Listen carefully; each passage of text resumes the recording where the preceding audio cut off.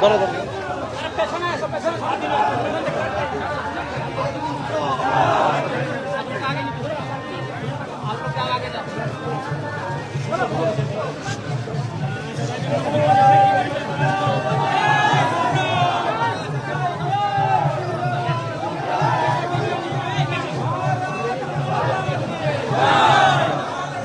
অল্প পেছো পেছো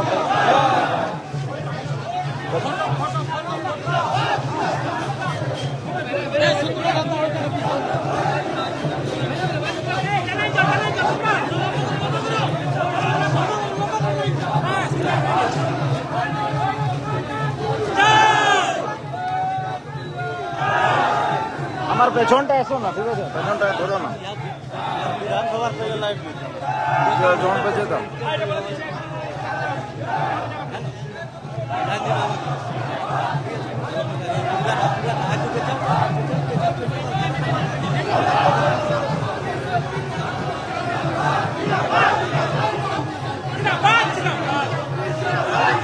photo gate শুনলে photo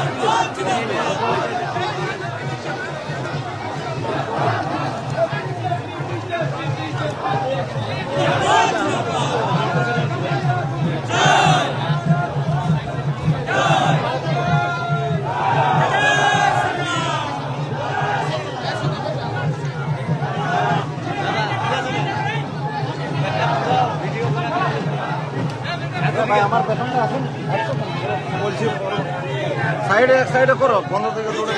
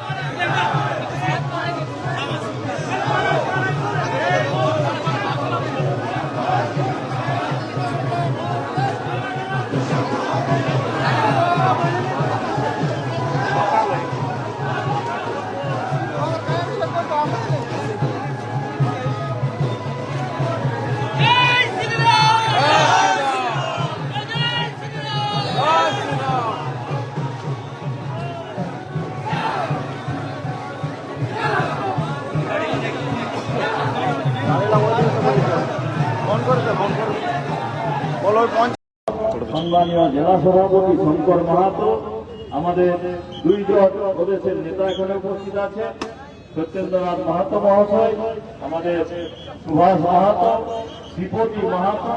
Sripati দ্বারা আছেন, তাহলে মঞ্চে আসার জন্য তাকে অনুরোধ করছি। আমাদের রাজ্যের সদস্য আছেন সমেত, যারা আমাদের আরেকজন আছে আমাদের বাউরি সমাজের নেতা এসসি মোর্চার আমাদের রাজ্যের সহসভাপতি চরণ উপস্থিত আছেন সমেত, যারা আমাদের জেলা নেতৃত্ব, মন্ডল নেতৃত্ব, মায়েরা, বোনেরা সকলে আজকে উপস্থিত আছেন এখানে। আপনারা জানেন দীর্ঘ 34 বছর সিপিএম শাসন করেছে। 34 বছরে কতটা ডেভেলপমেন্ট করেছে আমরা সকলেই জানি। কি ডেভেলপমেন্ট করেছে আজকে মালাচল আমাদেরকে খাতে হচ্ছে 34 বছরের সিপিএম এর শাসনের পরে। তৃণমূলের কর্মবছর দেখছি খুব ডেভেলপমেন্টের গল্প করে দিদিমণি তার ভাইপো। আজও পুরুলিয়ার মানুষ, আমাদের বাগমুন্ডির মানুষ তো ভাত ফল খাতে বাধ্য হচ্ছে। জয়পুরের মানুষ এখনো বহু জায়গা আছে নালার জল খায়, দাড়ি করে করে জল খায়। আমি একটা উদাহরণ দিচ্ছি, কারণ আজকে বক্তব্য রাখতে আসি না, বক্তব্যের সময় রাখবো। বাকি স্কুল কলেজের কি বেহাল দশা আছে, স্কুলের বিল্ডিং যদি আছে তো সেখানে মাস্টার নাই। আর যদি মনে করো 4টা মাস্টার থাকার কথা, সেখানে একটা আছে, সেখানে মিড ডে মিলের কি অবস্থা আছে আমরা জানি ভালো। হাই স্কুলগুলোতে 28 থেকে 30 জন শিক্ষক থাকার কথা, সেখানে আপনার 5 জন 7 জন শিক্ষকের চালাচ্ছে। আর তারপরে দীর্ঘদিন ভুয়া শিক্ষক দিয়ে চালাচ্ছে, যারা নিজেই যোগ্য ছিল না। সেইরকম শিক্ষককে নিয়ে যদি আমাদের ছেলেকে পাঠন বাচ্চাদেরকে পড়াইতো, তাহলে তারা কি শিক্ষা পাইছে এতদিন ধরে আমাদের বাচ্চা কাচ্চা। এতে ডেভেলপমেন্টের যে নীতি চলেছে 34 আর 15 আপনারা বুঝে নেন। এদের সহযোগী দুটো রাজনৈতিক দল, যারা ভারতীয় জনতা পার্টির ভোট কাটে তৃণমূল কংগ্রেসের সুযোগ সুবিধা করার জন্য আগে আসে, সেই ভোট কাটুয়া পার্টির সমর্থক বলছে অসুর সপ্তমে চোর, যারা এই তানাশির ঘটনা থেকে ধারা দেওয়ার জন্য আর ওই ধর্ষকদেরকে সমর্থন করেছে।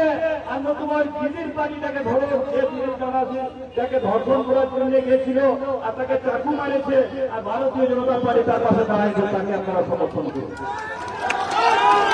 আমরা ভুলে যাই না আমাদের পাশে ঘটনা ঘটেছিল, সেদিন কোন আর কোন কংগ্রেস পার্টির নেতা মুখ খুলে নাই। আপনারা ভাবেন এই দিদিমণির উঠেনকায়েরা যদি আমাদের এইখানে ঘটনা ঘটাতে পারে, তাহলে 24 পরগনা মুর্শিদাবাদে হিন্দুদের কি অবস্থা করে রেখেছে। আগে তো নিজের মান মর্যাদা সম্মান বাঁচাবে, তারপরে তো ডেভেলপমেন্টের কোথায় আসবে।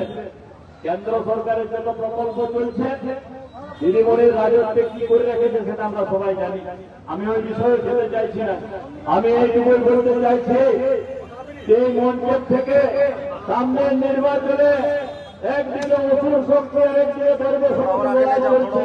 বাকিরা শুধু ভাগ্যের তালিবা যারা, তাদেরকে ভোট করে ভোট করতে করবেন না। ওই রাজের পক্ষে থাকবে আর তারকার পক্ষে থাকবে। যে কোনো এই ধর্মের জন্য তারকার জন্য ভালো লাগবে তারকাকে ভরবে, আর যদি প্রভু রামচন্দ্র ভালো লাগে তো বিজেপিকে ভরবে। আমার বক্তব্য সমাপ্ত করতে তারা এখানে সবাই কাজ করতে বসুন। আমাদের প্রার্থীরা ভেতরে যাবে কমিশনের জন্য, আমি তাদেরকে সঙ্গে নিয়ে যাচ্ছি। এখানে ভাষণ চলতে থাকবে। ভারত মাতা কি জয়।